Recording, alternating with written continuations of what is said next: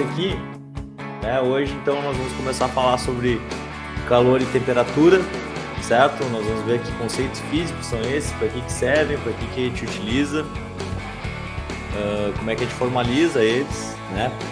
E isso vai ser, como eu falei para vocês anteriormente, vai ser importante aí durante todo o estudo da termodinâmica, né? Porque termodinâmica basicamente é o funcionamento de máquinas, né? De realização de trabalho através do calor e da temperatura.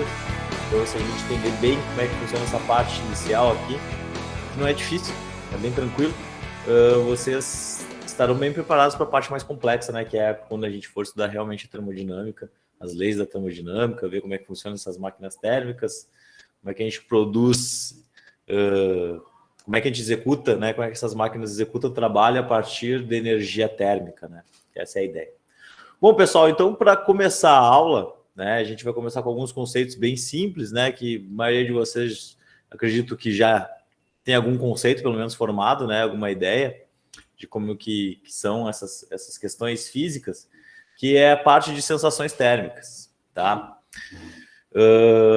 A gente sabe que nós temos, principalmente hoje, né? Hoje é um dia muito frio, então a gente está com uma sensação de frio no corpo, né? Então a gente precisa se agasalhar bastante, inclusive não só para evitar o Covid, mas evitar outras gripes aí que estão por aí, né? Que elas se proliferam, esses vírus se proliferam com mais facilidade durante o inverno. E quando o nosso corpo ele está sentindo frio, ele está trabalhando para aumentar a temperatura dele, né? Ele está gastando toda a energia dele para aumentar essa temperatura e muitas vezes a nossa imunidade pode baixar devido a essas questões aí, né? Bom, mas o que tem a ver a física aqui nessas relações de sensação que eu vou comentar com vocês, né? Então, a sensação térmica nada mais é que uma sensação, uma questão física do nosso corpo, né? De perda de energia ou de recebimento de energia. A gente vai ver que calor e temperatura são conceitos físicos relacionados à vibração das moléculas, certo? E vibração de moléculas quer dizer energia, certo? Quando nós temos um corpo vibrando, ele tem energia. Quanto mais vibra esse corpo, mais energia ele tem, certo? Então, quando a gente entra em contato com objetos que têm muita energia, essa energia é transmitida para a gente, perfeito? Assim como se eu entrar em contato com corpos, com objetos que não têm tanta energia, eu vou estar transmitindo a minha energia para esse corpo, tá? Então, o conceito de sensação térmica, ele vem bem em cima disso. Quando a gente entra em contato com objetos com diferenças energéticas, né, diferenças de vibração molecular, a gente vai trocar energia. E essa troca de energia vai nos dar essas sensações térmicas, né? A sensação de frio, ela vem porque, na verdade, o nosso corpo está perdendo energia, certo? A energia, ela vai sempre ser fornecida do corpo com mais energia para o corpo de menos energia, certo? Então, o nosso corpo aqui, teoricamente, né, 36 graus, basicamente, e eu tenho uma água fria aqui a 10 graus, certo? A energia térmica, né, que nós temos do meu corpo e da água fria são diferentes. E de quem para quem eu vou transmitir energia? Do corpo mais quente para o corpo mais frio.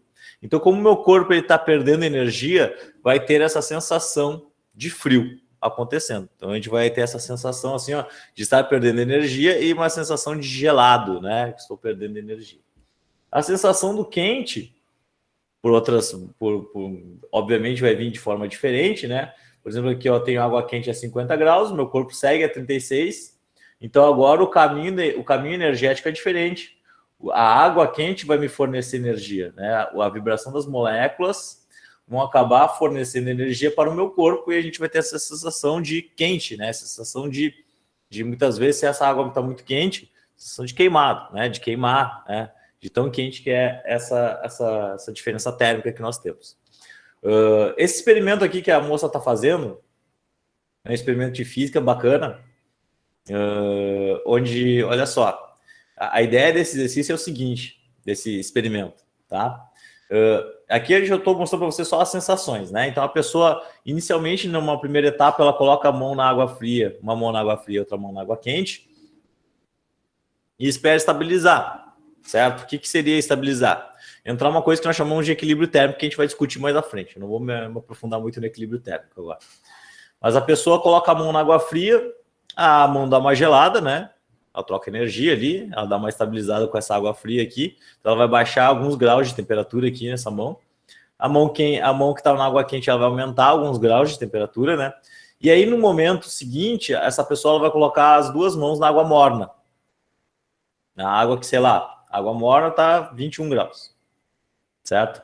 E aí, o que a pessoa vai observar? Como a mão que estava fria, certo? Vai começar a receber calor da água morna, né? Tu vai ter aquela sensação de estar com a mão fria, tu coloca na água morna, tu vai ter aquela sensação de quente, imediatamente. E a mão que estava na água quente, ao ser colocada na água morna, ela vai ter aquela sensação imediata de frio. Então, é um experimento que choca um pouco as nossas sensações térmicas, né? A gente está com uma mão em cada... Uma mão quente, uma mão fria. No momento que eu ponho na água morna, isso inverte automaticamente. A sensação da água fria se torna quente e a sensação da água quente se torna fria. Então, é um experimento bacana para vocês entenderem esse pouco de sensação, essa questão de troca de energia que vocês podem fazer, inclusive, em casa, né? Só tomem cuidado com a água quente aí para não aquecer muito ela, tá? Coloca a água do chuveiro que já dá para perceber bem esse efeito, tá? Bom, vamos seguir aqui. E aí, pessoal, vem a questão de temperatura, né? O que é temperatura? O que vem a ser a temperatura? A temperatura ela está relacionada, então, como eu falei para vocês, com o grau de agitação das moléculas, né? E aí eu já vou introduzir para vocês uma questão que é quântica, inclusive, né? Que a gente não consegue ter uma molécula sem vibração, uma partícula sem vibração. Uma partícula sem vibração é quanticamente impossível, né? Se um dia a gente conseguiu observar uma partícula paradinha, extremamente parada, né? A gente vai poder queimar os livros de mecânica quântica. Então, isso aí é só uma questãozinha para vocês entenderem que mesmo... Por isso que a gente nunca vai chegar numa temperatura de zero, que a gente vai chamar de zero absoluto, né? Seria a partícula totalmente congelada. Então, essas partículas, elas sempre têm um movimento, elas sempre têm uma vibração. E essa vibração delas, que é o que confecciona, que é o que caracteriza a temperatura de um corpo. Quanto maior a vibração dessas partículas, maior a temperatura desse corpo. Tá? Então, a temperatura nada mais é do que uma medida do grau de agitação das moléculas de um corpo. Isso é temperatura. Tá? Então, aqui, ó, temperatura é uma grandeza física que mede a energia cinética média de cada grau de liberdade de cada uma das partículas de um sistema em equilíbrio térmico. Né? Então, tu vai analisar um sistema em equilíbrio, certo? Ele tem uma temperatura, beleza? E tu vai medir a temperatura nada mais é do que a medida da energia cinética dessas partículas, enquanto elas se movimentam. É uma medida do grau de vibração delas. Isso é temperatura. Certo?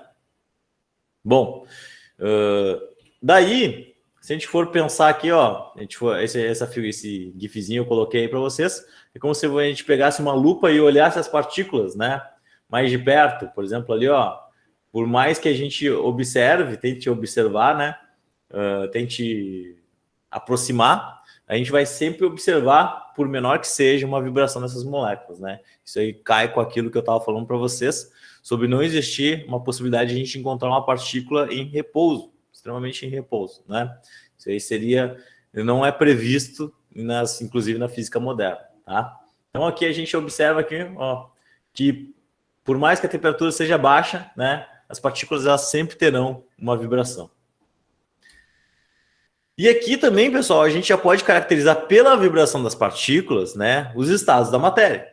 Eu vou voltar a falar sobre os estados da matéria nessas próximas aulas, né, mas a gente já consegue observar que os estados da matéria eles são caracterizados pela vibração das moléculas, né? Então, quando eu tenho um objeto em estado sólido, significa que a vibração dessas partículas é tão pequena, né? É uma vibração muito, muito pequena que esses objetos eles conseguem ficar aglutinados, né, e formar estruturas cristalinas que são os sólidos. Quando eu tenho um objeto com um grau de vibração maior, ou seja, eu aumentei a temperatura dele, ele já se torna um objeto que pode ser viscoso, que pode fluir, né? E aí já se torna um objeto líquido, certo? Ele tem as partículas têm um grau de mobilidade, um grau de viscosidade que conseguem, então, fluir, né, como se fosse um objeto líquido, né, que é o estado da matéria que a gente está vendo aqui.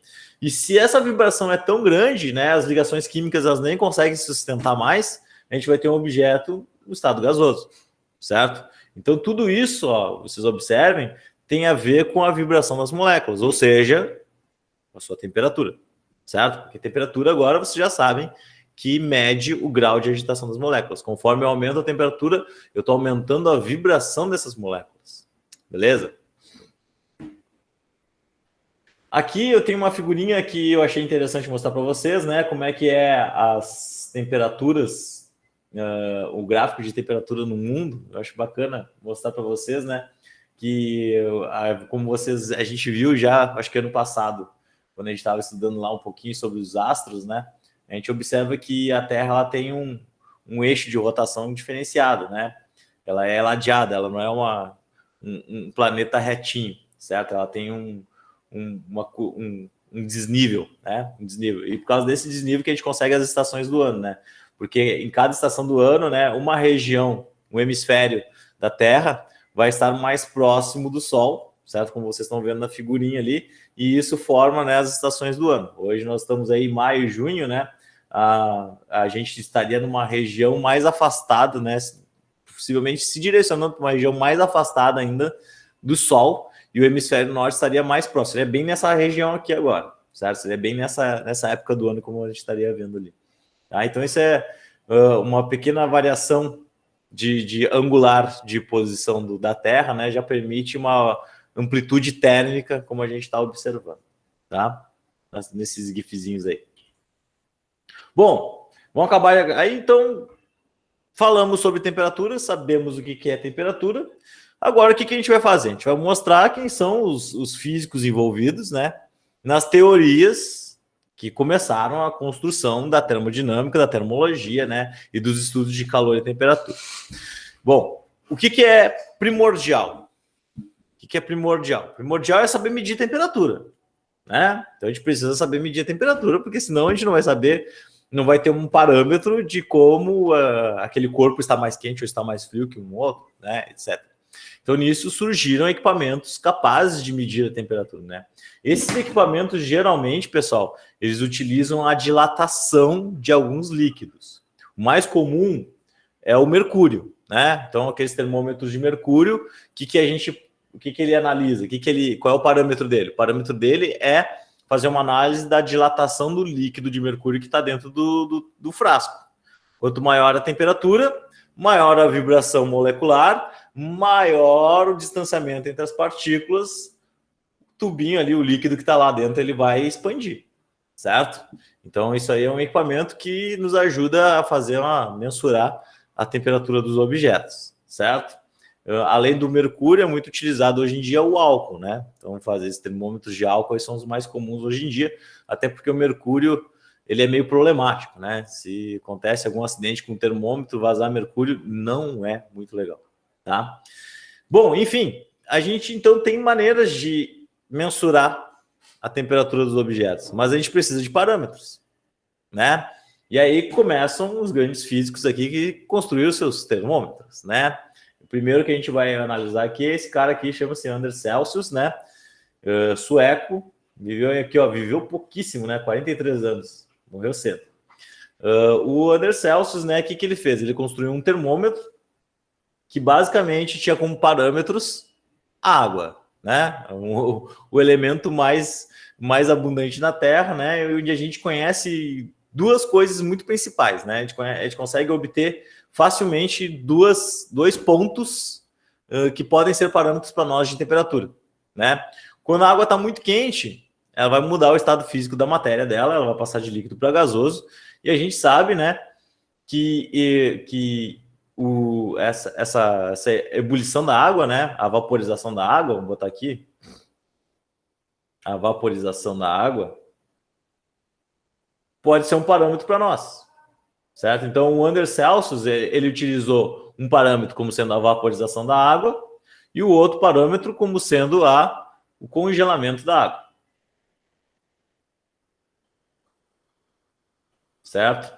Então, esses dois parâmetros foram os utilizados pelo Anders Celsius para a construção da escala dele, né? Ele chamou como zero o ponto de congelamento, então ele chamou de 0 graus Celsius o congelamento da água, e a vaporização da água ele chamou de 100 graus Celsius, né? Dentro desse espectro aqui, né? Dessa variação que tem de 0 a 100 entre o congelamento da água e a vaporização da água, né? Nós temos 100 unidades. Isso aqui é importante para a gente analisar, 100 unidades entre essas duas coisas, tá? Eu vou representar geralmente o grau Celsius, né, como sendo essa letra θc. A temperatura em graus Celsius eu vou explicitar ela como sendo θc, tá? E como vocês sabem, a unidade é o graus Celsius, tá? Então essa aqui vai ser para nós aqui a primeira escala termométrica que a gente vai analisar. A segunda escala termométrica que a gente vai utilizar, pessoal, é essa escala aqui, que é mais famosa nos países de língua inglesa, tá? Que foi estabelecida aqui pelo Fahrenheit, tá? Fahrenheit aí viveu entre 1686 e 1736. Se não me engano, acho que ele era polonês, tá, gente? Por que ele, eu acredito que eu tenho essa impressão que ele é polonês? Porque assim, ó, olha os parâmetros que ele usou, tá? O primeiro parâmetro que ele considerou, o parâmetro de 0 graus, né, na escala Fahrenheit, é o parâmetro da temperatura mais frio que ele conseguiu registrar numa cidade chamada Danzig, né, na Polônia. Então, olha só, a menor temperatura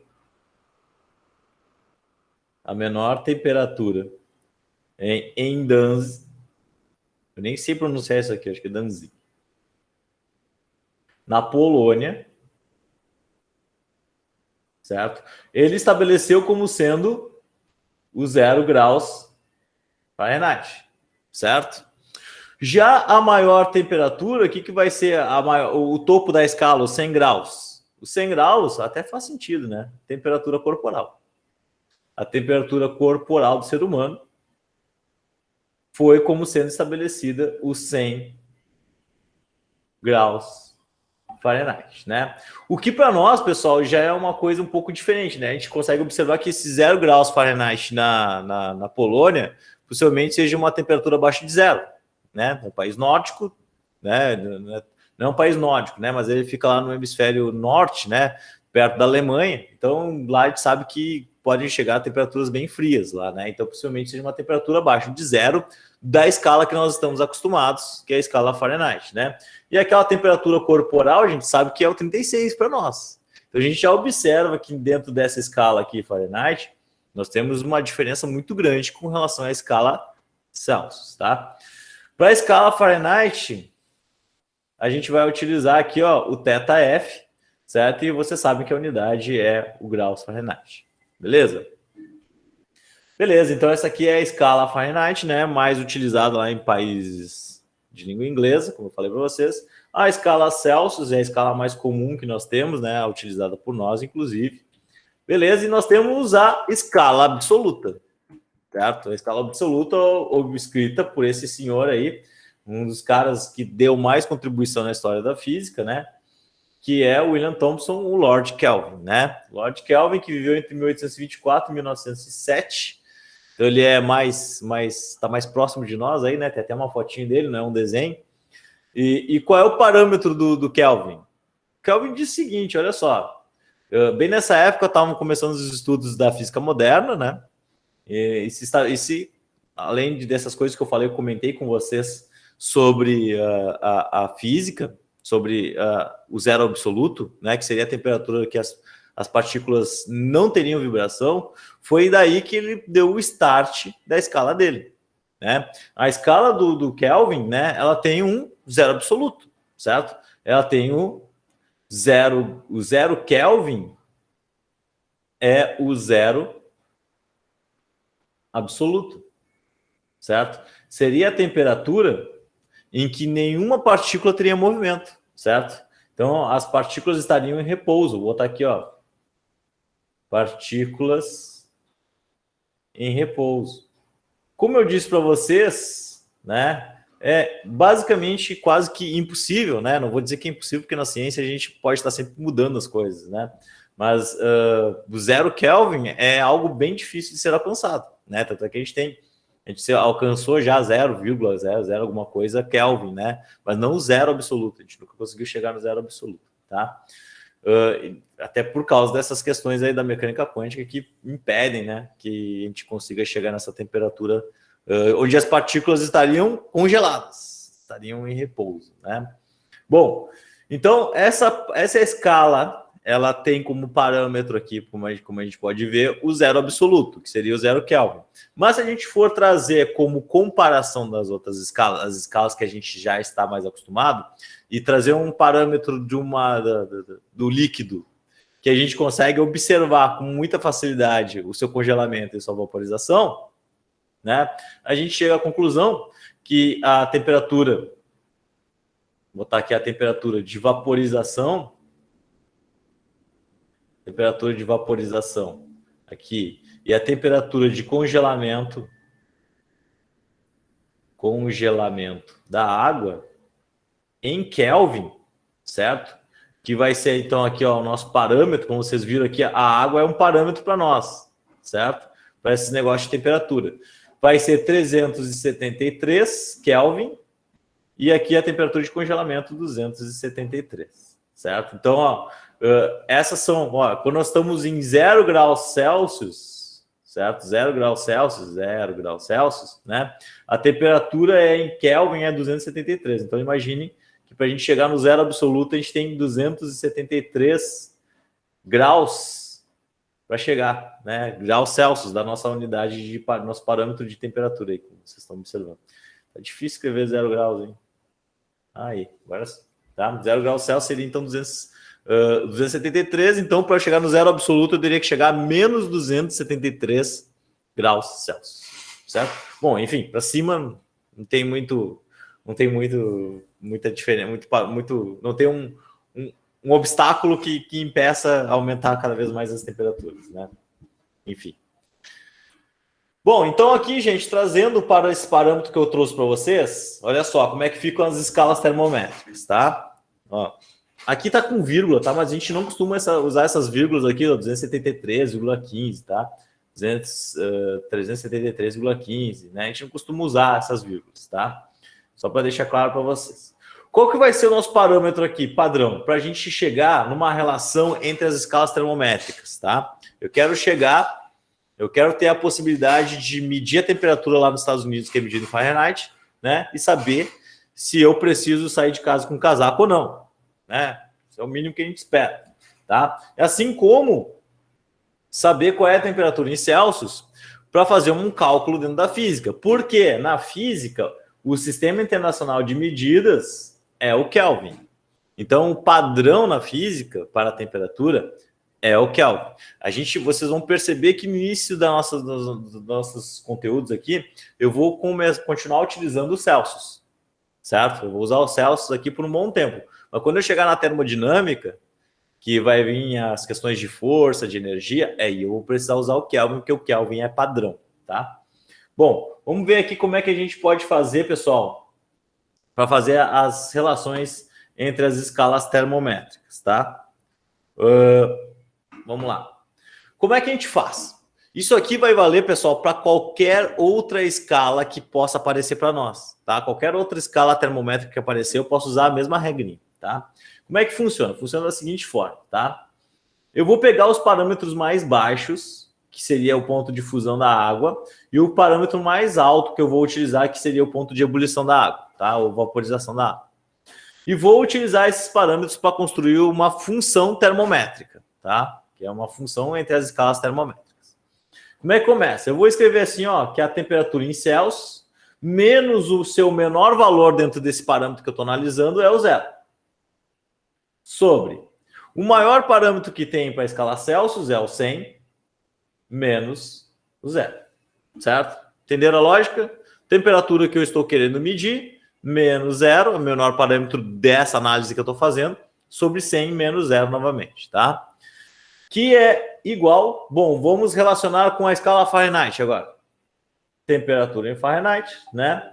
Menos a menor relação que nós temos é 32, sobre 212 menos 32, certo? Ó, o maior parâmetro menos o menor parâmetro, tá? Como vocês estão vendo aqui. Ó, receitinha de bolo, tá? É sempre assim que a gente faz. Temperatura em Kelvin. Ah, eu não disse, né, pessoal? A gente representa a temperatura em Kelvin, tá? Com tesão. Então, o Kelvin aqui a gente vai representar sempre como sendo tesão, tá? Beleza? E Kelvin não tem graus, é só K. É só K de Kelvin, tá? Não tem graus Kelvin. Se eu falar graus Kelvin, eu estou errado. Então, olha só, Kelvin menos o menor parâmetro aí, que é o congelamento da água, 273, sobre ebulição da água, 373, menos 273, tá? Então, olha só, agora a gente construiu uma função onde a gente consegue relacionar as três escalas termométricas, certo? Só que eu posso ainda melhorar essa equação, eu posso simplificar ela melhor, tá? Então, olha só. Vou escrever aqui θc sobre 100, o zero eu não preciso, né? θf menos 32.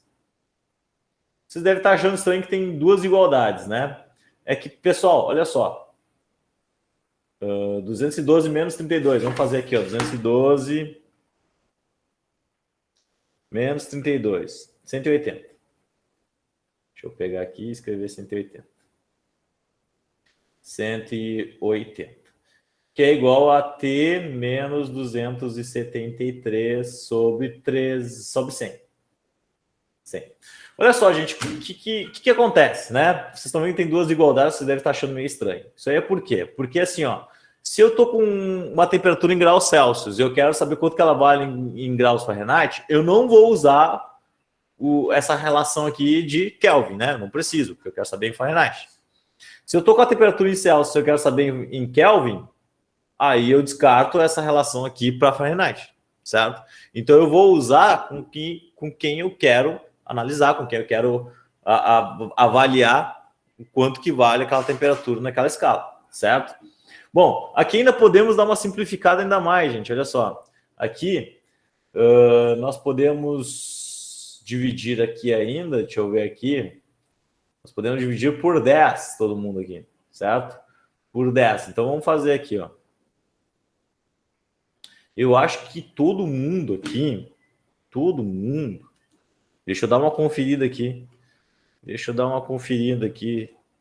É isso aí, fechou, tá? A gente poderia ir dividindo aqui, simplificando esse negócio, né? Dividir por alguns valores essa parte aqui de baixo, né? Como todos os termos da igualdade vão ser divididos pelo mesmo número, eu não teria mal, a matemática me perdoaria de eu fazer isso aí, uma simplificação possível. Como eu já pensei de cabeça aqui, eu já sei que todos os números 100, 180 e 100, eles são divisíveis pelo mesmo número, que é o 20. Então, se eu dividir todos os termos dessa igualdade aqui por 20, a matemática me permite fazer isso, porque eu estou dividindo todos os termos, certo? Eu vou chegar numa equação final que vai ter essa cara aqui, ó. θc, 100 por 20 dá 5. θf menos 32, 180 por 20, 9. E t menos 273 sobre 20, 5. Então, essa aqui para nós vai ser, por final, a relação entre as escalas termométricas Celsius, Fahrenheit e Kelvin que nós temos. Beleza? E a partir delas, pessoal, qualquer valor que eu tiver de escala, né, eu posso facilmente saber qual é o valor em Fahrenheit, em Kelvin e Celsius. Tá? Vou dar um exemplo aqui. Vamos supor... Peraí, professor. Fale. Então, essa fórmula ali que passou é só para converter Celsius para Fahrenheit, ou Fahrenheit para Celsius, para Kelvin, enfim. Isso. Essa equação aqui, ela já é pronta, já está pronto, para essas escalas mais conhecidas. Tá? Para as escalas mais conhecidas, eu uso isso aqui. E por que o Kelvin é representado por T e não só K? Cara, como o Kelvin é o Sistema Internacional de Medidas, né? Isso aí é mais tem a ver com os livros que a gente usa, tá? Como ele é o Sistema Internacional de Medidas, a temperatura ela é T maiúsculo sempre, tá? Eu poderia até usar aqui para Celsius TC, tá? Poderia usar para Fahrenheit TF aqui, só para simplificar, né? Para dizer que é temperatura em Celsius, temperatura em Fahrenheit. Mas o nosso livro, o livro que a gente utiliza, ele utiliza o θ. Utiliza essa letra grega θ. Então, eu vou utilizar o θ por uma questão de manter o parâmetro com o livro, tá? Tá, tranquilo. Só por isso. Tá. Mas poderia escrever com tesão também, tá? Teta C, T-C, TF. Bom, então olha só, gente. Vamos pegar um valor aí, tá? Vamos pegar um valor aí. Temperatura do corpo humano. 36 graus Celsius, tá? Que é uma temperatura que todo mundo conhece, né? A gente sabe que a gente está acima disso, a gente está com febre, abaixo disso, a gente está com hipotermia, tá? Basicamente, então, eu quero saber qual é o valor da temperatura em Celsius nas outras escalas, na escala Fahrenheit e na escala Kelvin, tá? Vamos fazer primeiro aqui Celsius com Fahrenheit, tá? Então, qual é a relação que eu vou usar? Vou usar essa relação aqui, ó. Se é Celsius com Fahrenheit, eu vou usar isso aqui.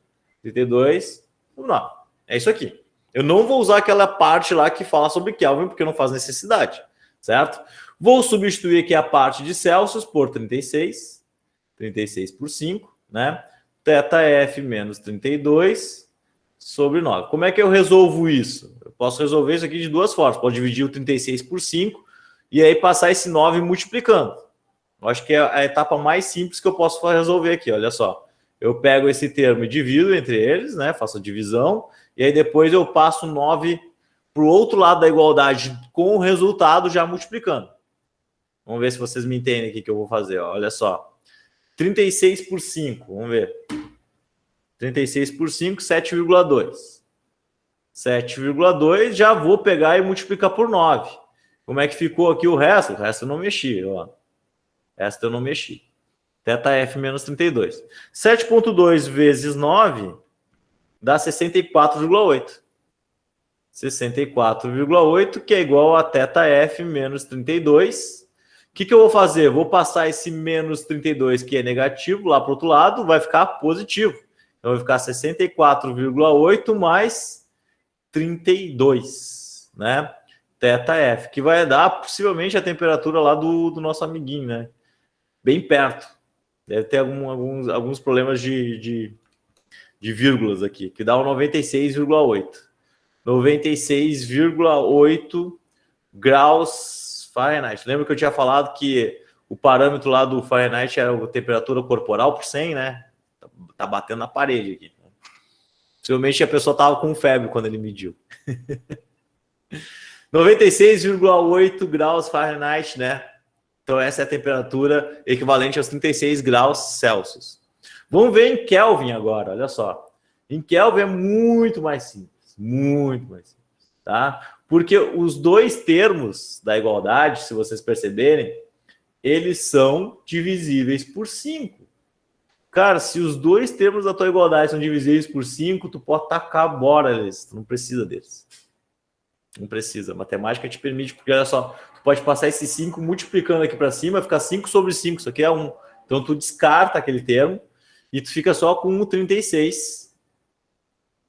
36 aqui desse lado, T menos 273. Então fica 36 mais 273, que eu passei para o outro lado, que é igual a T. Então 273 mais 36, 309.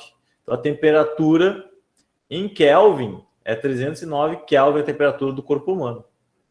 Certo? Então a temperatura em Fahrenheit, perto de 100, 96,8. E a temperatura em Kelvin é 309 Kelvin, certo? Como vocês estão vendo aí. Beleza, galera? É isso, tá? Só para vocês observarem, facinho, né? Ó, fazer algumas mudanças de escalas termométricas, bem tranquilo. Onde é que os exercícios pegam pesado? Onde é que eles pegam pesado? Eles pegam pesado nesse tipo de função aqui, tá? Onde a gente tem uma escala que eu não conheço, uma escala X, certo? Eu tenho a escala Celsius ali na horizontal, um gráfico, olha só. Um gráfico da escala Celsius. E aqui eu tenho um gráfico da escala X. E eu percebo que é o seguinte, analisando o gráfico, que quando eu tenho graus Celsius, 0 graus Celsius, quanto que eu tenho de escala X? Olha só, quando eu tenho 0 Celsius, eu tenho o equivalente a menos 15 graus X dessa escala que alguém inventou. Vocês podem criar a escala de vocês, é só vocês pegarem parâmetros, né? Escolherem parâmetros, por mais aleatórios que sejam, e aí, se comparar com uma escala bem conhecida como a escala Celsius, vocês têm uma escala de vocês, né? Com com a determinação da sua função termométrica, né? Para vocês compararem, né? E saber quanto que é zero nessa escala X, por exemplo, 0 graus na escala Celsius é menos 15 na escala X. E 200 na escala Celsius equivale a 70 na escala X. Beleza? O que eu quero? Eu quero construir uma função para que eu encontre qualquer temperatura na escala X e compare com a escala Celsius. Sei lá, quanto que é 40 graus Celsius na escala X? Se eu olhar para o gráfico aqui e não tiver nenhum parâmetro a mais, fica muito difícil de analisar. Mas se eu construir a função termométrica, tá fácil. Olha só. Qual é a receita de bolo? Escala Celsius menos o menor valor. Qual é o menor valor? Parâmetro? 0. Sobre o maior valor dentro desse parâmetro que eu estou analisando. É o 200, não é o 100. É o 200. Porque esse aqui é o maior parâmetro que a gente tem aqui do nosso gráfico. Menos o menor valor. 0. Vou fazer o mesmo para a escala X. Ó, θx. Escrever assim. O θx menos o menor valor. Menos 15. Ah, por que menos 15? Olha só. É menos 15, gente, tá? Então, é menos o menor valor, que é menos 15. Sobre o maior valor, que é 70, menos 15. Tá aí, ó. A partir disso aqui, eu vou construir uma função termométrica para essas duas escalas. Então, olha só, θc sobre 200, que é igual a θx mais 15. Menos com menos dá mais, né? 70 menos 15 dá mais 15. Então, 70 mais 15 é incríveis 85. Olha só, gente.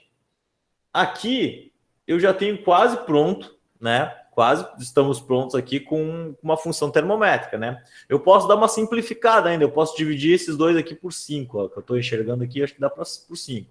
Então, fica θc sobre 40, né? 200 por 5 dá 40.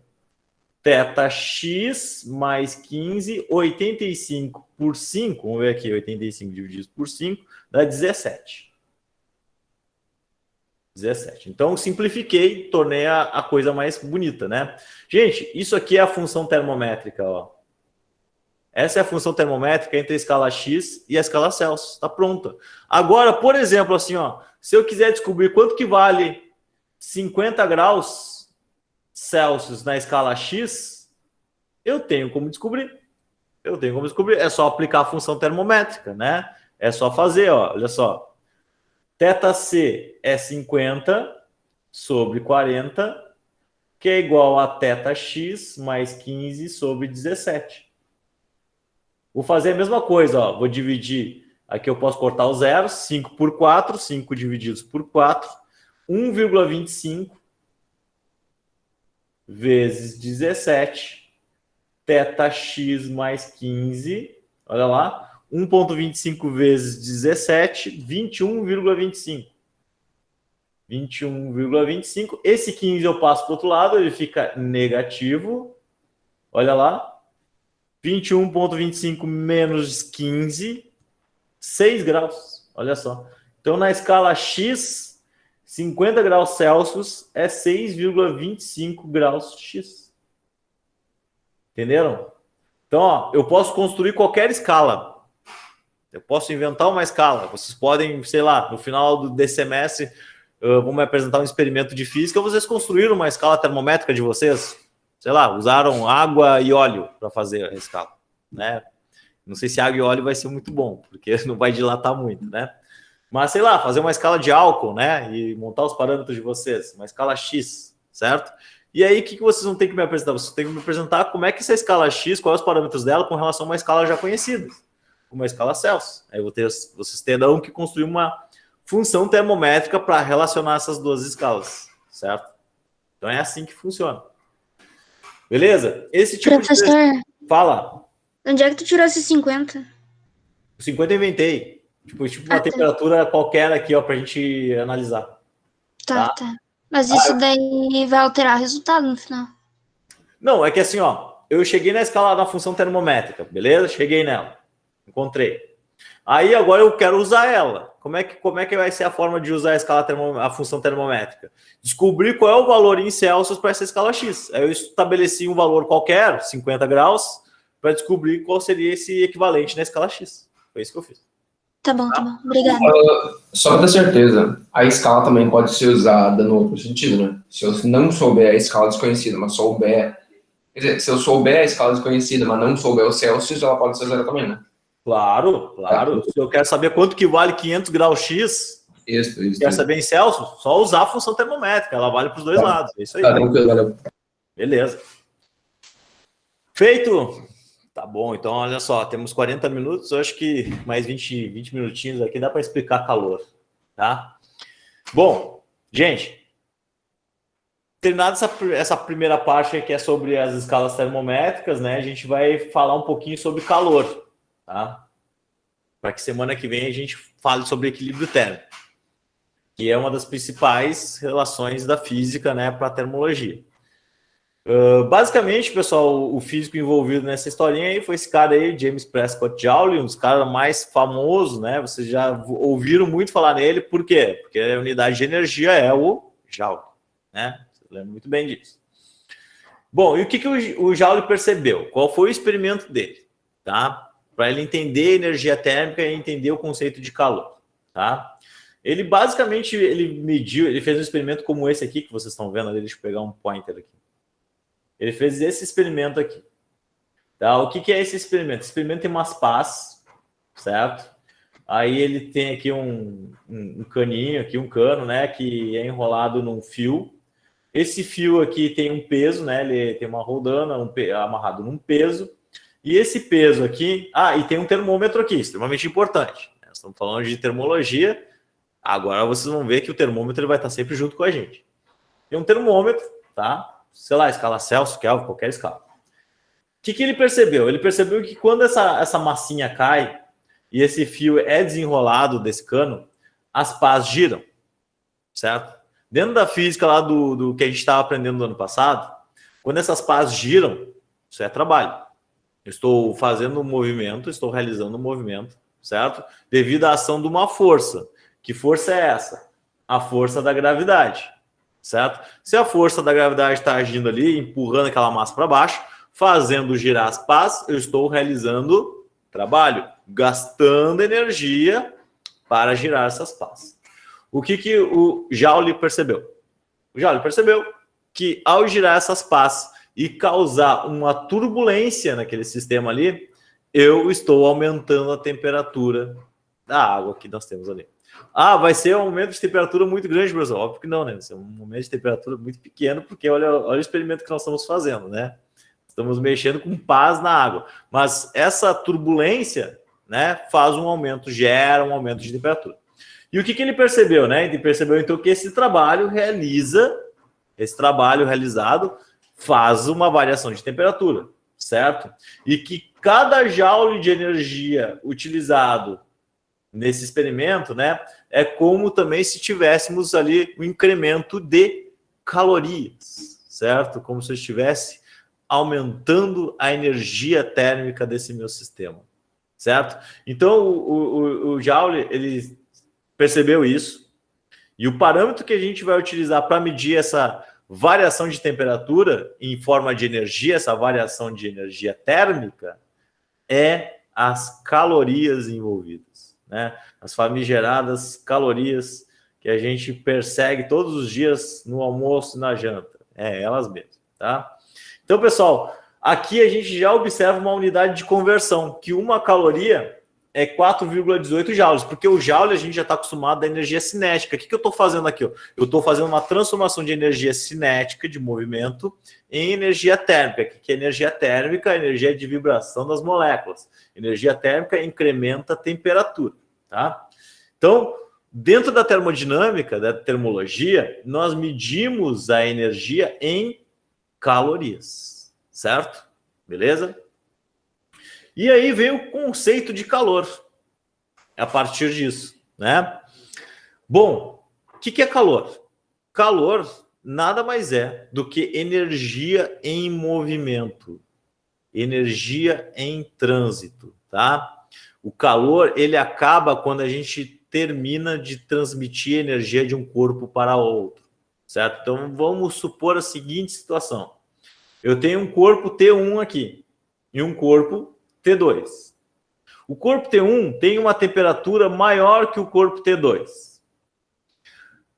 Um fenômeno da natureza muito observado nos dias, isso aí é observado, tá? É algo já bem estabelecido, que o calor, a energia, ela sempre sai do corpo de maior temperatura para o corpo de menor temperatura. Então, o corpo mais quente, ele vai sempre transmitir energia para o corpo mais frio, certo? Bom, isso é meio óbvio, né? Porque se o corpo lá tem mais energia aqui, mais vibração das moléculas, né? Essa vibração acabará sendo transmitida para o corpo que tem menos vibração. Imaginem vocês num show, certo? Sei lá, uma festa, certo? Faz tanto tempo que isso não acontece, né? Eu sei. Então, vocês estão lá no meio da festa e aí um grupo de pessoas começa a pular muito enlouquecido. E vocês estão próximos, vocês estão parados, certo? Daqui a pouco essas pessoas muito enlouquecidas que estão pulando, elas vão esbarrar em vocês. E vocês vão entrar em movimento. Ou seja, o que houve ali? Houve, como nós chamamos, uma transmissão de energia, certo? A energia das pessoas em movimento foi transmitida para as pessoas que estavam paradas, certo? E esse é geralmente o fenômeno que a gente costuma observar, certo? Então, os corpos de maior temperatura, de maior vibração, sempre transmitem energia para o corpo de menor vibração, certo? Como é que eles transmitem de forma térmica isso? Calor. E é esse o conceito, certo? O calor para nós, pessoal, ele vai ter uma letra, o calor, então, aqui, ó, ele vai ser representado pela letra Qzão, certo? O Qzão para nós vai ser aqui na termologia o calor. E o calor sempre vai novamente do corpo de maior temperatura para o corpo de menor temperatura, tá? Beleza? Que é o símbolo unidade calorias, mas podemos calcular em joules também, porque agora a gente já sabe que uma caloria é 4,18 joules, certo? Beleza? Também sabemos que uma quilocaloria, a gente já estudou lá a sintaxe, né, as bases 10, a gente sabe que uma quilocaloria é 1.000 calorias, que é 10 na 3 calorias, né? E, por enquanto, é isso, né? O que eu ia falar sobre as quilocalorias? Gente, geralmente, quando nós vamos nos procurar alimentos no supermercado, né, tem aquelas pessoas que são mais preocupadas com a ingestão de energia, né? Porque o que a gente está buscando quando nos alimentamos? Energia, certo? Nosso corpo precisa de energia para executar as funções do dia a dia, que é realizar trabalho, né? Aplicar força para levantar esse microfone, levantar a força para pegar isso aqui, usar energia para o cérebro realizar as relações aqui entre o cérebro, né? Então a gente precisa de energia. E como é que a gente obtém essa energia? Através dos alimentos. Como é que a gente mede a energia que a gente está ingerindo desses alimentos? Quilocalorias. Então, todos os alimentos lá, vocês vão ver que tem a tabela nutricional e vai ter lá quantas quilocalorias é referente para tantas gramas daquele alimento, certo? Essas quilocalorias vão ser transformadas em energia depois por nós, por exemplo, para fazer energia cinética, para realizar movimento, certo? É assim que funciona. Então, vocês percebam que nos alimentos lá vai ter sempre uma tabela nutricional com as quilocalorias, né? Aquilo que os nutricionistas não estão preocupados. Quantas quilocalorias você anda ingerindo por dia, né? Segundo me consta, se eu me lembro bem, não quero falar uma bobagem aqui, mas eu acho que para um ser humano normal, tá? É 2.000 quilocalorias, 2.200, 1.800, né? Por dia para cada tipo de pessoas. Então, observem aí o que vocês andam comendo, se vocês não estão ingerindo quilocalorias demais, certo? Eu sei que chocolate, essas coisas aí, hambúrguer, né? Hambúrguer já é umas 800 quilocalorias, tá? Tem que cuidar, se comer um hambúrguer já ferrou já a dieta do dia. Bom, gente, então tá aqui, tá? As quilocalorias, só para vocês terem uma ideia de como funciona. Inclusive, tem até um exercício no livro, depois eu vou passar para vocês, que é bem interessante, que ele pega qual é a velocidade que um carro pode chegar quando tu ingere um chocolate. Tu pega lá as quilocalorias do chocolate e vê qual é a velocidade que o carro pode chegar se aquela energia do chocolate fosse transmitida para o carro. Tá? Mas isso aí depois eu mostro para vocês em outro exercício. Gente, para fechar aqui, ó, vamos só obter uma equaçãozinha, tá? Que eu preciso. neste momento. Eu vou ter que dar uma corridinha agora para não ir muito longe. Pessoal, vamos imaginar a seguinte situação. O que eu quero? Eu quero obter agora o cálculo da quantidade de calor, certo? Quero calcular quanto de calor eu estou utilizando para transmitir para um corpo ou para outro, etc. Então vamos pensar nas seguintes situações, tá? 2 panelas de ferro, uma de ferro e outra de vidro, contendo a mesma quantidade de água, são apoiadas em bocas de fogão idênticas. Gente, você acredita que haverá diferença nas temperaturas depois de um mesmo intervalo de tempo? Depois de um mesmo intervalo de tempo, a mesma quantidade de água, a mesma boca de fogão, uma panela de ferro, uma panela de vidro, vocês acham que terão diferença de temperatura? Pensa aí. Eu acho que sim, porque o ferro transmite melhor o calor.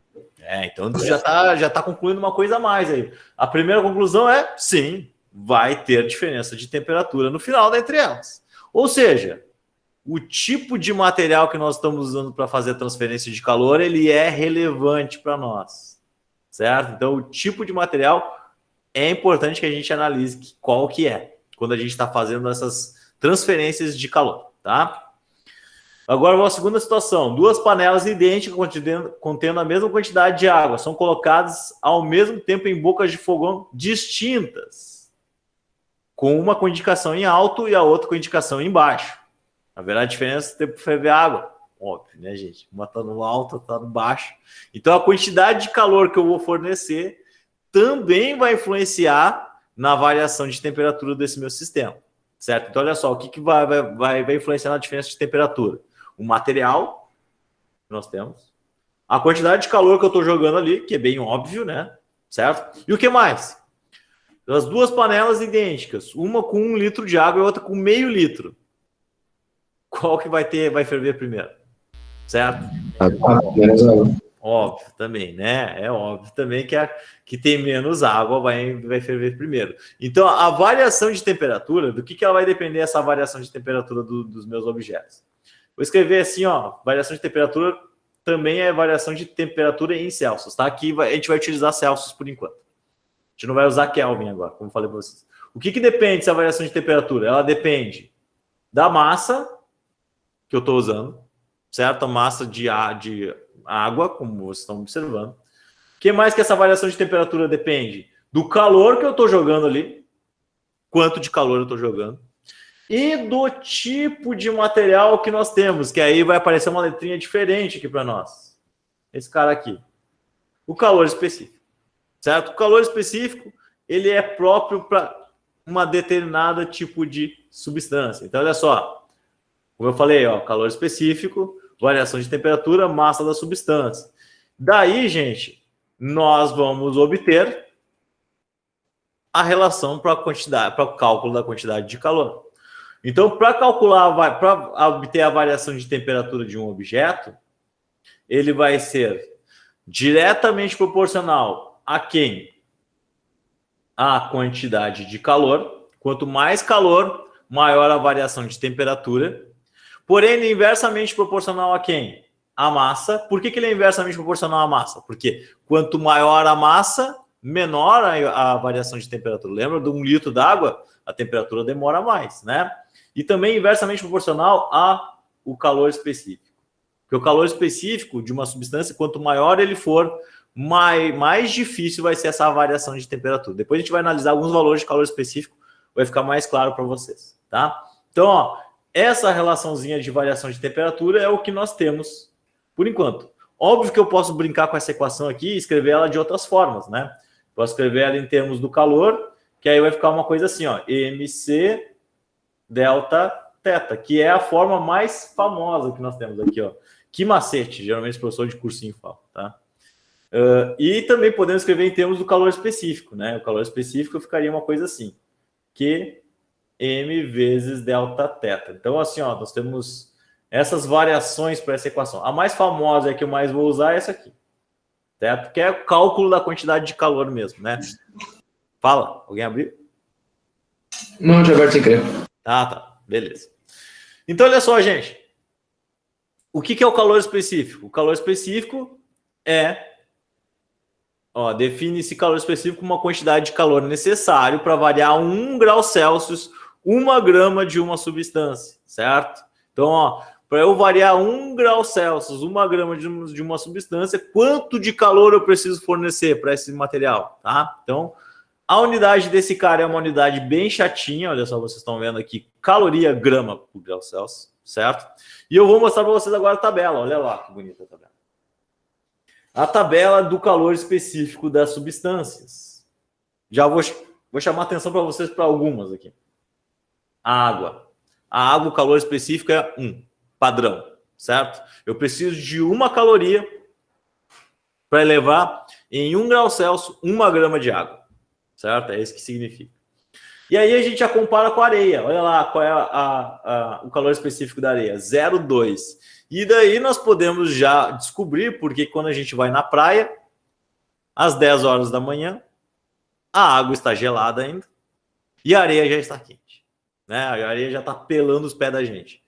Por quê? Porque a areia ela tem uma variação, ela consegue uma amplitude térmica muito mais facilmente do que a água, porque o calor específico da água é alto. Logo, temperatura e calor específico são inversamente proporcionais, né?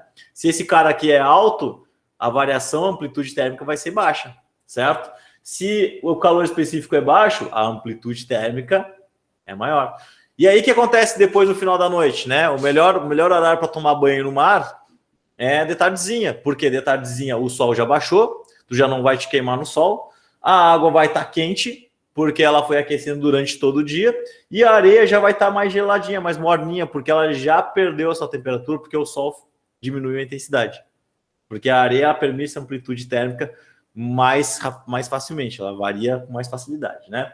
Aqui a gente está vendo outros materiais, ó, cobre, ferro, ouro, né? Que são os metais que também têm facilidade de variação de temperatura, tá?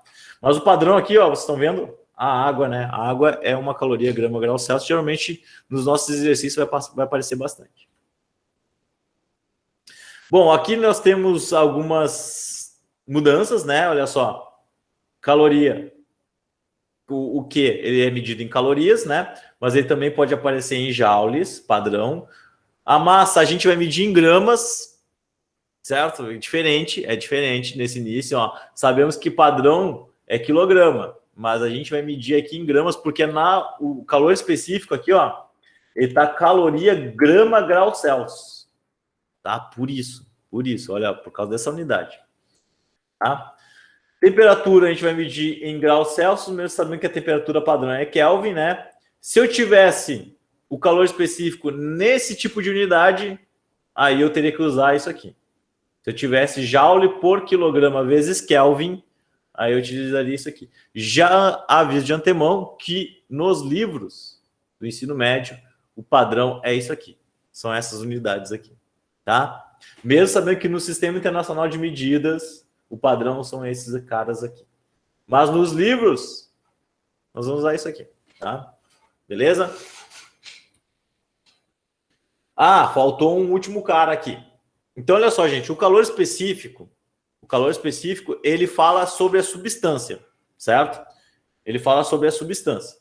O calor específico é essa capacidade de um corpo variar a sua temperatura por causa da sua substância. Se é ouro, se é água, se é álcool, se é etc, né? Porém, tem esse cara aqui chamado capacidade térmica, que é o Czão, né? O Czão que é diferente do Czinho, que tem esse chapéuzinho, tá? O Czão é a capacidade térmica. A capacidade térmica fala sobre um corpo. Um corpo que pode ter muitas substâncias nele. Então, o calor específico é de uma substância bem específica e a capacidade térmica é de um corpo, tá? Um corpo que pode ter, sei lá, uma garrafa térmica. Essa garrafa aqui, isso aqui é um corpo, certo? Esse corpo tem uma capacidade térmica, certo? Que é essa medida que a gente tem aí para avaliar a amplitude térmica dele, certo? A água que está aqui dentro é a substância. A substância tem calor específico. Beleza? Essa é a principal diferença. Então, nos exercícios, pode aparecer para vocês a capacidade térmica e o calor específico. Olha só a relação entre elas, certo? Capacidade térmica é a massa vezes calor específico, certo? M vezes Czinho. Tranquilo?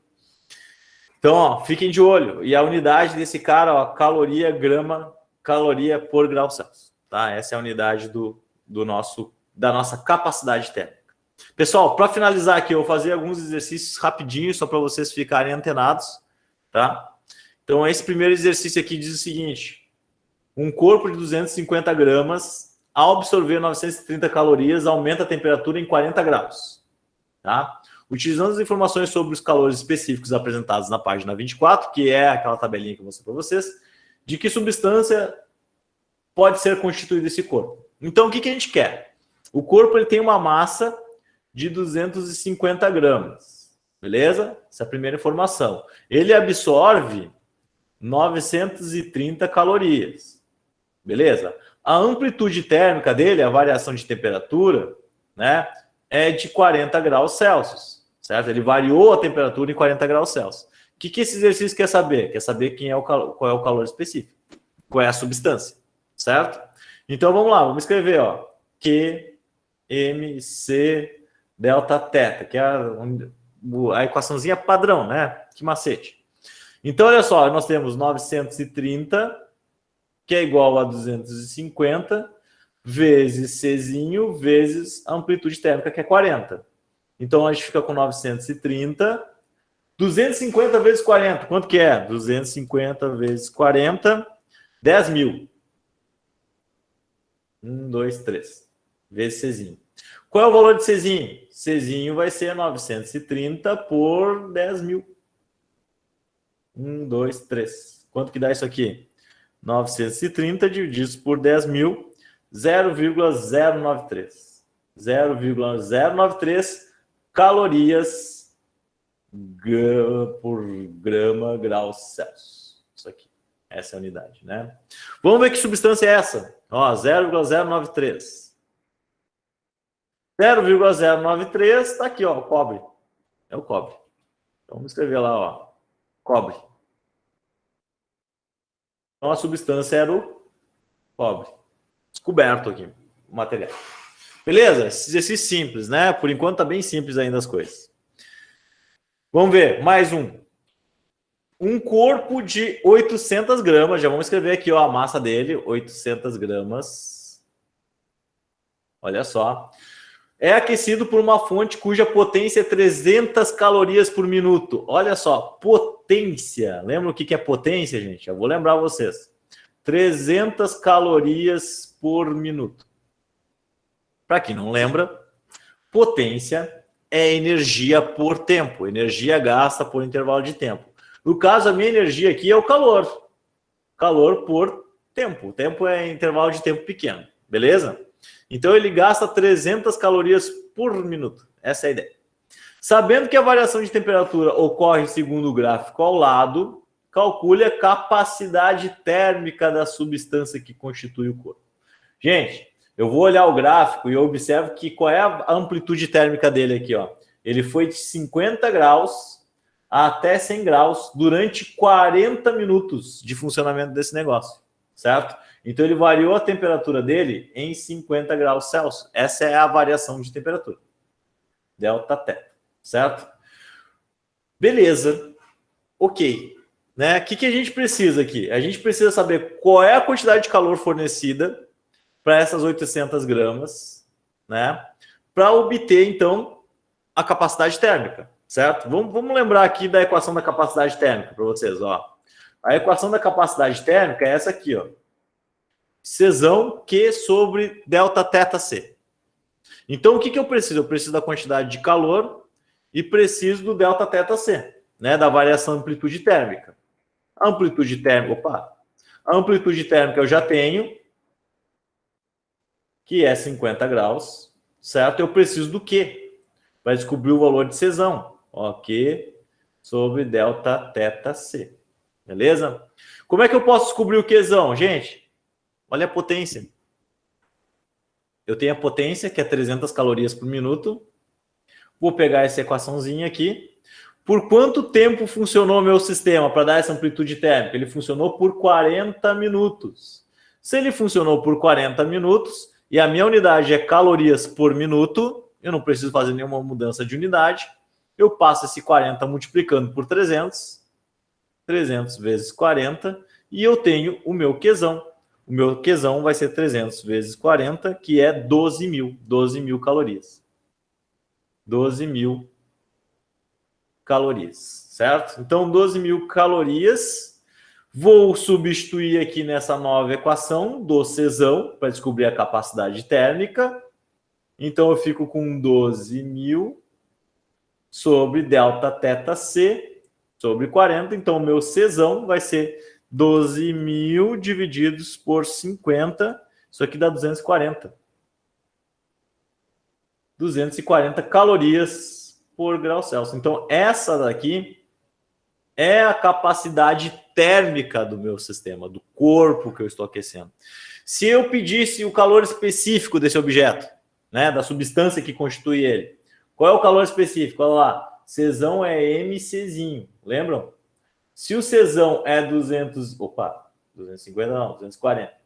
Se o Czão é 240, a massa do objeto é 800 gramas, qual é o Czinho?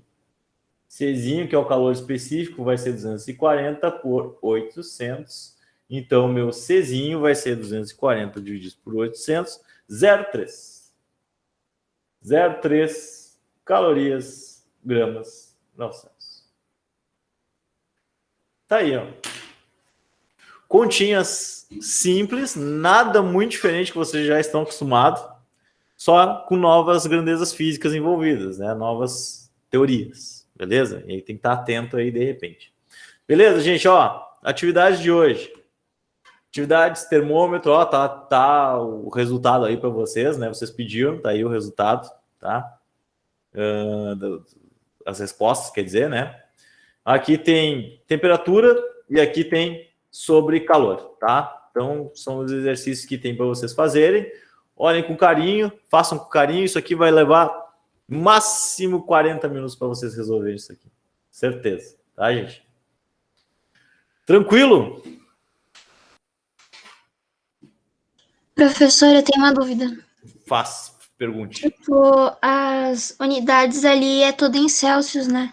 Tudo em Celsius. Por enquanto tá tudo em caloria, gramas e graus Celsius, tá? Não vai mudar isso, né? Tipo, pedir por Kelvin ou algo assim. Só se for um exercício muito específico. Eu acho que no livro tem um exercício que é assim. Tem um exercício que ele pede para fazer em joules por Kelvin. Aí o que tu vai fazer? Tu vai mudar a unidade de calorias para joules e a temperatura em Celsius para Kelvin. Só isso, certo? Tá Mas bom. o padrão é esse aqui que eu passei para vocês, tá bom?